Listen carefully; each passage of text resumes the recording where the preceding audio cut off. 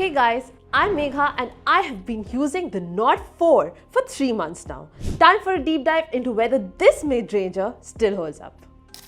Do we have some deal breakers that we should know about? Or is the OnePlus Nord 4 still the go-to choice for 2024? Stick around till the end because I'm going to answer all your questions and let you know if this phone is still worth your hard-earned money. But before we dive in, don't forget to give this video a like and hit that subscribe button if you haven't already. Alright, let's start with the design. The Nord 4 remains unique in its segment with a metal unibody construction. It's a nostalgic nod to the phones of a few years ago and it looks fantastic, especially in this gorgeous two-tone green.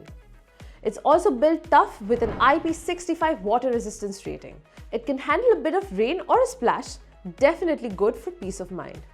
So in terms of design and build quality, I'm pretty happy overall. One minor gripe, yes, it's slippery.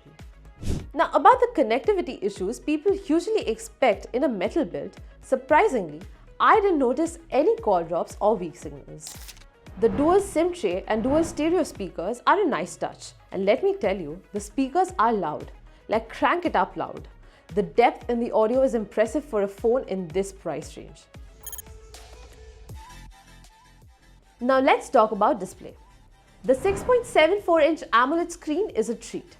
It's got that super smooth 120Hz refresh rate and a peak brightness of 2150 nits. So even if you're out in broad daylight, you can still adequately see what's on your screen. Gaming, watching Netflix, scrolling through Insta, it's all a super smooth experience. And speaking of Netflix, thanks to a recent update, the HDR support is now available on Netflix, which makes colors pop even more. Also for those concerned with green lines on your display, this review unit had no such problem. Now let's talk performance. The Snapdragon 7 Plus Gen 3 chipset in this thing is a beast. From launching apps in a snap to handling power-hungry games like BGMI and Call of Duty Mobile, this phone doesn't skip a beat. I've even tested it with more demanding games like Genshin Impact, and it's super smooth, with no noticeable lags or stutters. The version I'm using here has 8 GB of RAM, which has been more than enough for my day-to-day multitasking. But if you're a power user, you can go up to 12 GB RAM and 256 GB storage. Even with my loaded apps and media, the phone hasn't slowed down and I haven't noticed any major performance drops. OnePlus has rolled out multiple software updates, improving performance optimization over the months.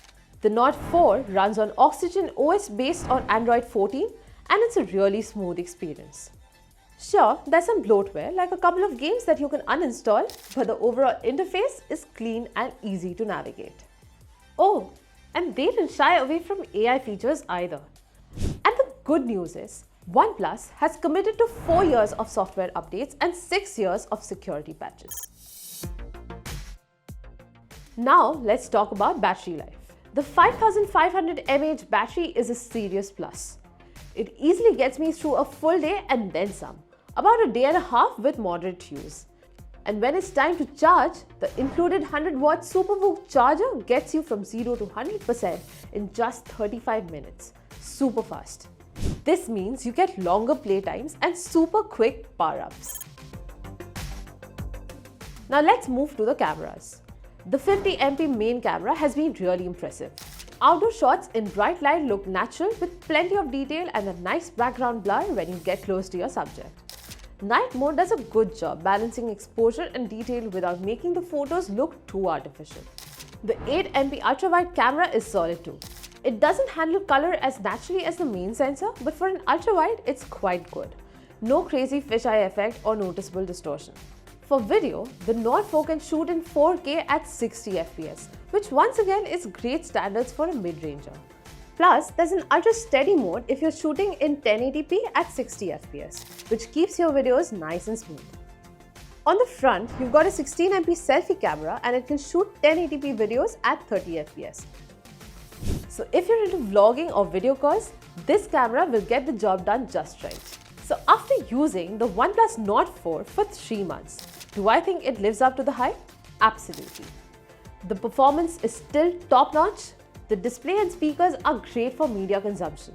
The battery life and fast charging combo are hard to beat and the camera holds its own for this price range.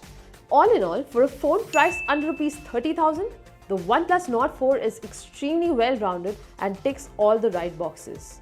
So if you've been thinking about getting the Nord 4, I'd say go for it.